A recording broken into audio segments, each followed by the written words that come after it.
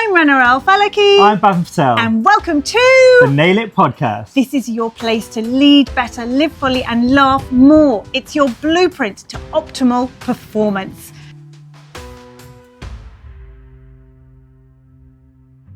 Hello, and welcome to another episode of the Nail It Podcast, a place to lead better, live fully, laugh more. And laugh more. Amazing. Fantastic. How are you doing today, Bav? I'm good. You? I am amazing. You just got back from a trip? Just got back from a fantastic adventure trip. Good food, good company, good weather, good activity, like complete and utter devotion and well-being. And I am on it. I'm raring to go. So anybody who never has holidays, think again and just try and have a holiday without a laptop. That's my biggest and best advice I can possibly give to you, having done it the other way around in the past. Yeah. You're recharged and ready to go, yeah? I am. So can you not tell, like, the Duracell battery is effervescent today? Good. I've been living through a renovation, so I'm like dust everywhere. So a little bit more drained, I guess, than you are. But I'm a sucker for punishment because it's the third renovation in 3 years. So I don't know why I keep doing it to myself, but yeah, we literally broke the wall. Don't you worry. But you know that's the number one excuse patients come up with for why they don't brush their teeth as well. Did you know that? What's that? What? Going through a building work? Being a periodontist, that's always their excuse. Oh, we're having building work done. We're having a bath. Really? We're having a kitchen done. I've lost my toothbrush. I can't find the charger. I can't use my internet. That's interesting. One of the classics. Yes, yeah. Anyway, I digress. We have an incredible guest with us today who is not a dentist. Who we got on today then? We have the incredible Neil Carmichael. He does happen to be an ex-MP, where he was chair of the Education Select Committee. He's also an honorary professor at UCL and Nottingham, and he does loads of work in the field of education. So a lot of stuff with UK-China Education Corporation. And not only that, Bav, but we need a drum roll now. Maybe I can't hear it. Is that just me knocking away? I didn't hear that. Sorry. It's my banging. Anyway, he also happens to be the executive chair of the Association of Dental Groups, fondly known as the ADG. Welcome, Neil.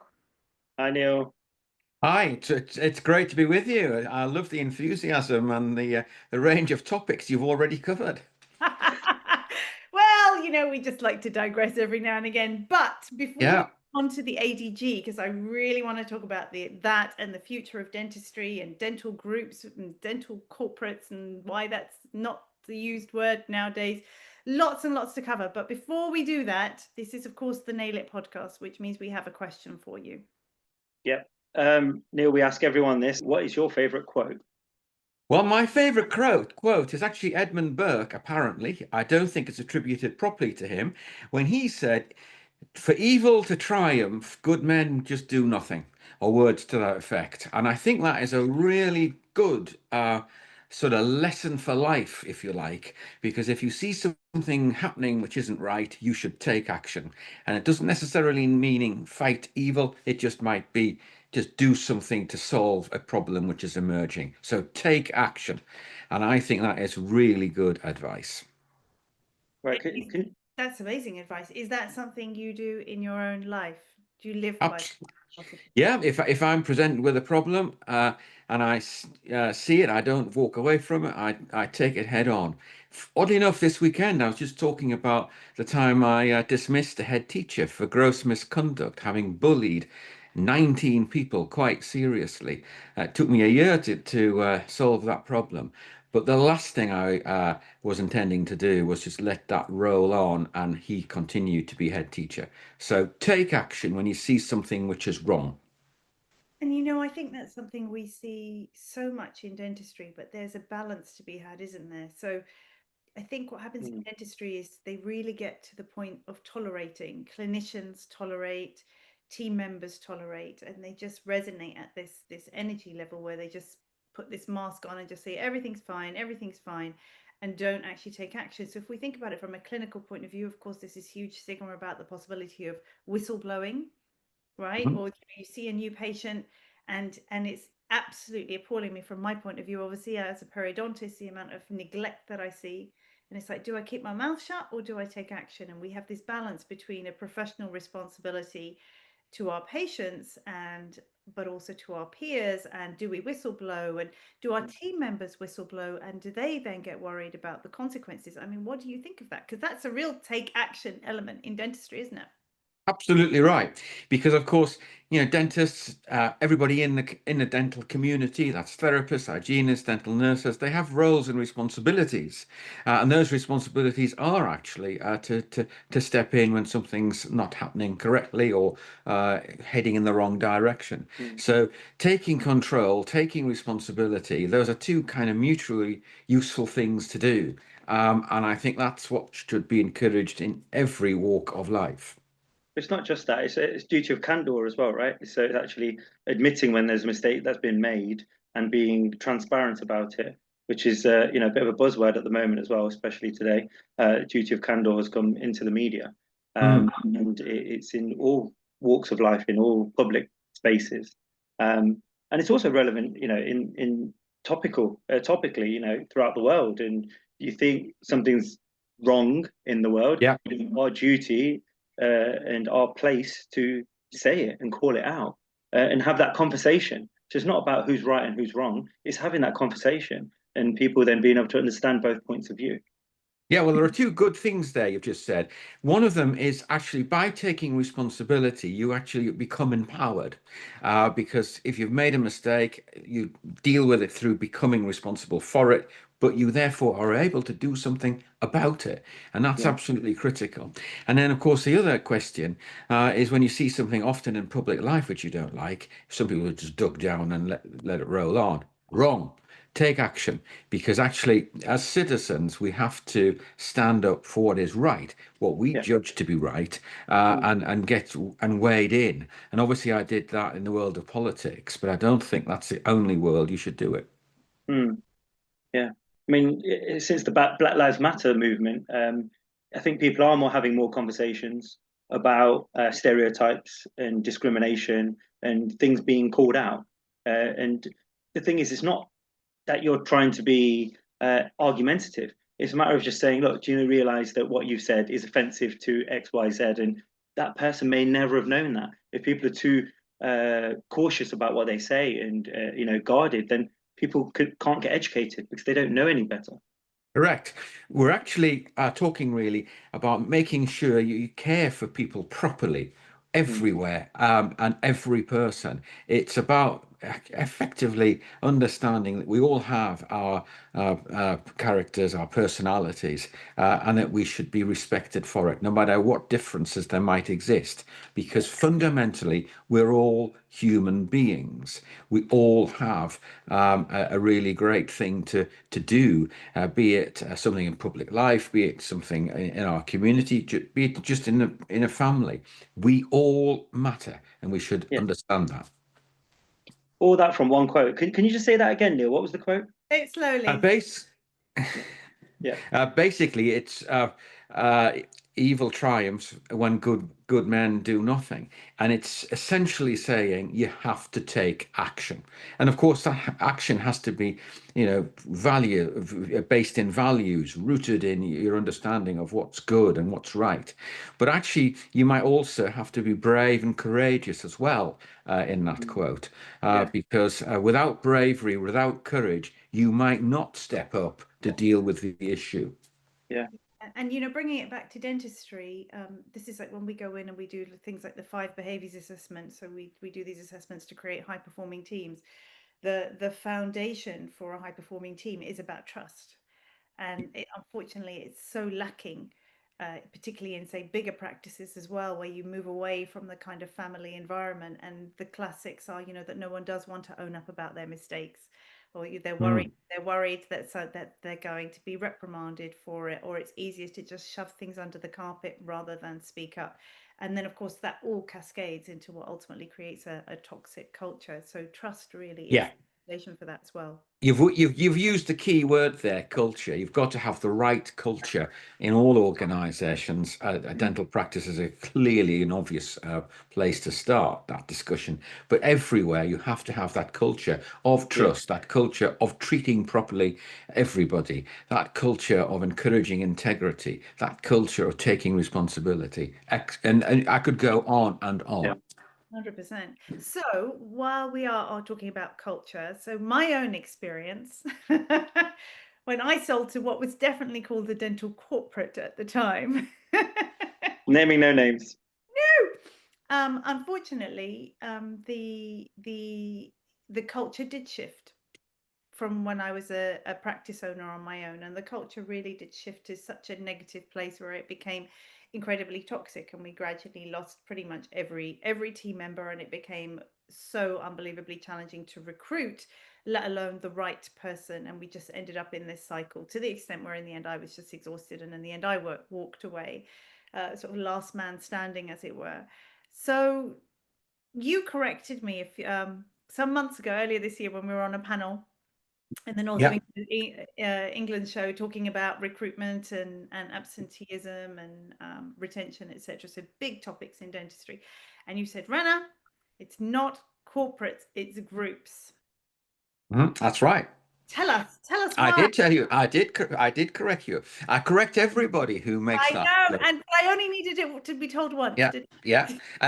Well, that's very good. Although you've used the word corporate 2 or 3 times in this podcast so far. But I'm only doing it to prod you so that you now explain why it's a group. Well, it is a group, and it's actually, if you want to get the culture right for a start, you really got to talk about people working together, being part of a wider community, and the word group actually explains that quite nicely. So we're talking about groups of practices with common interests, common strong points, and so on, which want to work together. A corporate, and corporates, in the world of industry, do exist, and necessarily so. But when you're talking about delivering for patients, which obviously dentists, hygienists, therapists, dental nurses, practice managers all want to do, then we need to get that group spirit where we're all working together. And that can be done within a practice, obviously, because some practices are getting quite big. Measuring in terms of numbers of chairs, you're into the teens or higher. But if groups comprise of a number of practices which each have a really strong sense of vision, which have the ability to trust each other across the group, then you are on the way to delivering excellent patient care. And that is clearly what we all want to do. I love that. So actually, it's almost even just psychologically, it has less stigma about it, doesn't it? The group suggests exactly, look, we are all grouping together. We are all part of a group, or we're all part of a family. Absolutely.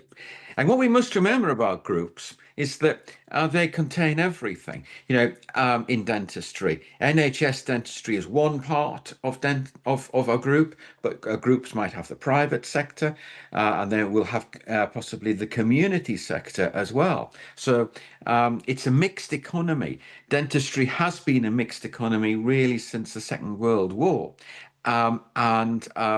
It's also really important to reflect that, or at least understand that within the context of groups. Group also suggests there's no hierarchy, though. Well, group of people, you don't really tend to think of, like a corporate seems like there's an overseeing body. Well, let's remember what the group really does, and that is provide the opportunity for dentists, hygienists, therapists, and dental nurses to do their stuff, to work together, to deliver for patients. So, most dentists are associates; they're not employed. They are associates, and they want to be associates. So it gives them the flexibility to develop their own profession, to effectively choose how they work, because they can take days off, etc. Because they are not employed, they are self-employed. And so the group really provides the framework for self-employed people who are there by definition effectively their own boss in a way to do as they wish to do within the framework of good practice and good group leadership. Nice. So okay, can you tell us a little about what does the ADG do? Well, the ADG was set up 15 years ago, and next year we'll be having a big party to celebrate that fact because, a lot of organizations didn't think it would last. It has, and not only has it lasted, but it's thrived because we've got more members, we've got a bigger footprint across the sector, and we talk about dentistry. We don't just talk about dentists, we don't just talk about therapists. We talk about dentistry as a whole because we're all part of a very big, important community, and we emphasize that all of the time. But what we do is, first of all, we provide opportunities for groups to learn from each other. Learning is a really important thing to do. The world of education is a fantastic place to be, but we never should stop learning. And we can learn from each other by talking about good ideas, talk about when things went wrong and could have done differently, etc. So networking is a really valuable thing to do. Yeah. Second, dentistry has to interface with government because there's a regulatory framework which can look quite daunting. You've got the General Dental Council in all its glory, in the Citadel at Wimpole Street. You've got CQC with its responsibilities. You've got the Department of Health and Social Care with its responsibilities. You've, for the moment, got NHS England for its responsibilities. And 4 CDOs, because remember, we're not just talking about England, we're talking about the whole of the United Kingdom. So we've got 4 CDOs. And so on. And we've got to make sure that we reach out to other stakeholders with a clear and obvious interest in dentistry. So it is representing groups across that plethora of different organizations, be they private, public, community, or whatever. And then the third thing we've got to do is really work hard for the things that actually will help us deliver better results for patients. And right now, there are really 3 big things looming into view, or well into view. The first one is, where are the dentists? Where are the therapists? Where are the hygienists? Where are the dental nurses? Because we have a workforce which is great, but it's not big enough. We need to have more people. We have the lowest number of dentists per capita as compared to the rest of Western Europe. We have the situation where we have areas of the United Kingdom which do not really have access to certainly NHS dentistry and quite often private dentistry as well. So the workforce we need to expand, and that's why we work so hard with the GDC and the others I've already mentioned. And then you've got looming into view artificial intelligence. We shouldn't be frightened about artificial intelligence. What we should do is learn how to use it for the benefit of the professional and obviously the patient. And there's so many things that we can do about that. And I think it's important that we do not sort of freeze ourselves in an understanding of what dentistry looks like now, but understand that it can become something even better later. And then the third thing we should always be thinking of doing, recognizing that dentistry has a place in the whole healthcare system. It's obvious in a sense, but so often dentistry seems to be siloed somewhere outside of what we think of as healthcare. That's wrong. Healthcare must include dentistry, And then the fourth thing is, of course, the private sector, the community sector. There are people who need specialist services, and we need to make sure that that happens. And then you've got the interest in cosmetic dentistry. You've got an interest in people really wanting to think about their kind of reputation, how people think of them, and so on. And that is actually about going to get your teeth done, etc. And we need to frame that in a positive way. So those are at least 4 things that the ADG are focusing on. Yeah. And so is it like do you do quarterly meetings, or how does it work with the ADG? And what do you need to, is there a minimum amount of practices you need to own to be part of it? Well, we like 3 or 4 practices, but of course, lots of our members have rather a lot of practices, and that raises the issue about how they organise themselves. Some have regional structures, some have, you know, a relatively good relationship with the practices, but the practices are different, and so on. So that is one element. In total, we have well over 2,000 practices across the ADG membership. We are represented in all member nations. That's Northern Ireland, Scotland, Wales, and England. And we have groups that also have an interest in Europe, Benelux, Spain, and so on. Republic of Ireland is a notable addition to that as well. So we can learn from those parts of the world as well as just ourselves. Yeah, so it's back to, you know, I always say this whenever you're in any kind of group. So like take away the ADG bit of group, but whenever you're in any type of group, any type of networking, there are typically 3 levels. You've got someone who might be like completely at the top, they're sorted, they've made it, etc. But the benefit of those is they act as peers or mentors to others and are able to pull each other up. And then you've got the people who might be right at the bottom. So I think it's important to know that if someone does have 3 or 4 practices, I mean, great, amazing, good for you. But that doesn't mean you have to feel intimidated by being in a huge, massive group, because it's a group, right? Which means it's all very supportive. So there is so much to learn if you come in just with a few practices or not with so much experience, that it allows you to bring yourself up. And then you have that level in the middle that at the same time are lending themselves to those above and those below them. And I think that's really important, that if you might feel intimidated about being part of ADG because you think, oh, I've only got a couple of practices, and you know, and you've got these other big massive groups that what if they start talking over my head? But I mean, I've witnessed your meetings before, and it's not that at all. Everybody is incredibly supportive and inclusive, and like you say, helpful. Because I mean, let's think about, what do groups have to do? There's a massive issue to do with procurement, right? And then policy, and then all the retention and the recruitment, like you said, all the stuff you've been doing with the GDC, and you've brought in some amazing speakers to some of those meetings in the past, so that people can actually point the finger and ask whatever they want to ask. I mean, even the what was it at the time? I think it was the new chief executive of the GDC even.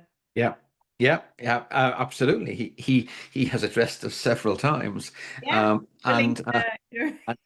must wonder what he's going to get asked next. But that is part of the story here, and we've done the same with the minister Stephen Kinnock. We've done the same with other leaders of organisations, because it's really important that members of the ADG feel they can talk to people, if the ones that you've mentioned, the ones I've mentioned, and learn from them, and crucially influence the direction of travel in public policy. Because, you know, my political background, I know 3 things. One is public policy is always changing, but there are always opportunities to influence those changes. And I think that's one of the things that the ADG is able to do and is doing. And so let's make that point. The other one is, this is about making sure that we put dentistry in a situation where people really love and respect the sector. We've got to be proud of what we do. We've got to say that we're really aiming to, you know, promote the best for patients, that we're not going to sort of sit and complain on the sidelines, but actually be proactive and positive. And that is about basically saying dentistry is a fabulous place to be. And I think the thing I've learned probably the most is actually what decent people there are across the sector. You know, I go to practices across the whole country, and I'm never disappointed with the quality, enthusiasm, and happiness, actually, of the people that I'm meeting. And I think that's really great. Do you not think we're a bit weird though? Being a Well, non-dentist, I mean, Talk about yourself. come Talk on, about but most people yourself. say it, don't Not they? Most weird. people say, oh, but yeah, but dentists are just a What are bit. you accountants? Have you? look, you, look, look, I you. never said that. It's coming from a politician, isn't it? So what can Yeah, we say? if you want to see weird, or at least unusual, the world of politics is full of that. And you know, is it obviously public life is a contested place because people have different views, different values. We argue about those because that's what the political process is about. If you can't make a decision in privately, you are going to end up in the public domain with that challenge. And that's what politics is for. That's why Plato described it as the master science. That's why it can be really messy. My favorite quote about politics is actually Bismarck when he observed that if you like sausages or you like law, it's best to watch neither being made. Interesting. I think that's very fair, actually. Yeah. Yeah, you put a horrible image in my head. Yeah. Future of dentistry, Neil. Well, we've been talking about the future of dentistry for a while in the ADG because the group system is looking good. It's looking strong. We know that groups are getting more numerous, and we know that most groups are getting larger. So the direction of travel is towards groups. And I think that's absolutely fantastic. But as I alluded to earlier, you know, we've got big things to think about. The arrival of artificial intelligence, for example, that need to get dentistry bang in the middle of the healthcare world. And the future is going to look like that if we get the next wave of reform right with the NHS 10-year plan. It's also really important to get the next wave of reform right in terms of workforce planning, because we want people to feel that being a dentist is a good thing. We want people to feel being a dental nurse is a good thing, and everybody else within the community. So I think that's a really important thing for us to focus on for the future. And I think there's going to be some reorganizations in terms of structure again. There usually are. That involves thinking about the future. You know, the General Dental Council was last reformed in 1984 when dentistry was completely different to what it is now. And so you have to ask the question, is there not now a moment when actually the GDC needs to modernize and come up to speed with the rest of us in the world of dentistry? That's just one question of many that I think should be asked. So we are thinking about the next 15 years. We've done 15, and we'll be talking about the future of dentistry. We're going to produce a report which captures some of the things I've just been talking about. It's a report which is aimed to hear other people's views, to put them together in a document which makes the community of dentistry look strong, feel together, but also influential. And we'll be celebrating the 15th anniversary in April. So stand by for a nice logo. I think it's going to look something like 15 years of the ADG continuing to shape the future of dentistry. I love that. Right. So I have a bit of a, I don't know, not sure it's controversial, but obviously there is there's another school of thought now to say actually it's not all about groups, and actually there are a lot of practice owners that are holding on, actually hanging out, and there's perhaps a real advantage to that. And particularly when associates are seeking out jobs, there is actually a preference to go and work for independent practices rather than groups. So obviously not everybody listening to this podcast is a practice owner. So what would your advice be to an associate wanting to join a group? What would you say they should be looking for? Well, first of all, I would contest the assumption that associates don't want to work for groups or aren't looking to work for groups, because actually they do. And we find that where there are dentists available, they often are really pleased to be in a group. And it goes down to this question of, are there enough dentists? Absolutely not. Are there enough hygienists? Absolutely not, and so on. So what we need to do is get more people interested in doing all of those important jobs. So there are independents that can't recruit. There are groups that find it difficult to recruit. I think we need to talk up dentistry, not talk it down. I think we need to be enthusiastic about the mechanisms of delivery that we have. And I think that good groups will have a number of practices which are well supported, which actually provide people within them great opportunities to develop their own careers, to think about new ways of doing things and so forth. And that is one of the great values of groups. If independents do operate, there are independents about. I wouldn't want to cast any dispersions upon them. All I would say is that groups do seem to be able to deliver excellent dentistry when they can. So I guess maybe the advice might be to an associate is, if you do want to join a group, check that the group belongs to the ADG, because they have that I, added. I think, Rana, that is a fantastic idea. And certainly the engagement we have with associates, our members, our structures and so forth is all positive. And I do think that being a member of the ADG really tells you a number of things. One is you're a good group, because we want good groups to be part of our approach. We want good groups to thrive, and it's really important that groups feel that that is so. And it's also important that everybody else understands that too. And then, of course, the second thing is we want people to, the patient to understand that he or she is going to get excellent service across the group if they happen to be moving or whatever. That's important. That matters.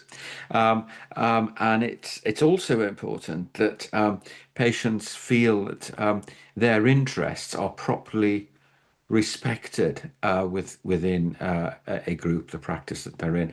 And that's what I see all of the time. I might be a bit of an unusual person, but I do tend to talk to people quite a lot, even if they don't know who I am or I know them, because I just like to engage and learn from their feelings, their sort of situation. And as I said earlier, I'm not disappointed with the people that I meet. I'm far from it. I think they're really great and engaging and content. Of course, you do have challenges. It'd be absolutely foolish not to admit that. Um, uh, there are situations where some organisations can't recruit enough, and if you find that they're unable to deliver what they should or whatever. The ADG is there to help, because we know that those are important challenges. Yeah, I think with the last thing, we're going to change tack in a sec, but just to say about having this pride in dentistry is actually, if you are a dentist, not to say, oh, I'm just a dentist, or I'm just a hygienist, or I'm just a therapist, and that you're therefore not part of healthcare or not as important, because actually Yeah. were even more important, and then I put my perio hat on and I'll quote that, that's actually considered an indicator for early death. So, and you as a dentist, hygienist, therapist have the ability to help that patient. So, and always call them a patient. If they start to try and call themselves your clients, please correct them, because we really are well and truly on healthcare. So Well, talking we always talk about patients. exactly, yes, amazed Um, how many one of of our our one patients of our call reports themselves our hammered. clients. Yeah, we hammered home the point that patients come first by talking about our report entitled Patients First. Look, I've worked in other sectors, in politics, obviously, but in agriculture and so on. And you have to be, focusing on what matters. the patient matters. And that is the fundamental thing that makes groups successful. Absolutely. Thank you for that, Neil. So on that final note about people mattering and patients and not clients, you're on the Nail It podcast. So we Yeah. have a final question for you. Yeah. So of course, Nail It is a system for optimal performance, of which you've made a very good case for how the ADG helps with exactly that. Yeah. Which of those 6 pillars do you think is the most important or resonates with you the most? Well, I think they're all important, and I bet everybody says that. And then they'll pick one of them and say, I think that's the most important. But they're pillars. And on top of a pillar, you have a system of kind of leadership. And I think that is the key thing, because all of those 6 matter in terms of leadership. And leadership is not what most people might think, the boss shouting from high. Leadership is within ourselves at every level in all aspects of an organization. And I think that is a really important point to make, because a group has a leadership structure which is visible and you can see, but it encourages leadership to operate at every level, right in the middle of a practice. And so we need to encourage leadership through making sure that the 6 points that you come up with are all amplified, all pursued, all effectively part of the culture. And that means that the leadership at every single level is really good, really inclusive, really visionary, really caring, really effective. Thank you for that. It's so true. So the 6 pillars, of course, are your needs, your attitude, your integrity, limitless, intuition, and tangibility. But yeah, it makes up 38 components altogether. And that's exactly why the book is called Nail It Leadership, because it's a way. Yeah, well, there you are. So, so that's my. So that is my answer. He's hit the nail on the head. He's hit the nail. Really hit the nail on the head. I've been waiting to say that. Everything's important. No, well, thank you very much. I love that you said, Neil. I love that you said people don't realize what leadership is. And actually that's what I'm starting with on a talk I'm giving next week, because all these titles about all these lecture titles with leadership and all the rest of it, people just think it's going to be something dry and boring. Well, Nail It is nothing but exciting. It's not boring. One of my most proudest moments was, funny enough, when I was still a farmer. And I remember talking to 2 people who used to work for me, and they just said, without any encouragement or suggestion, we really like working with you, Neil. And do you know what the opposite of word there is? With.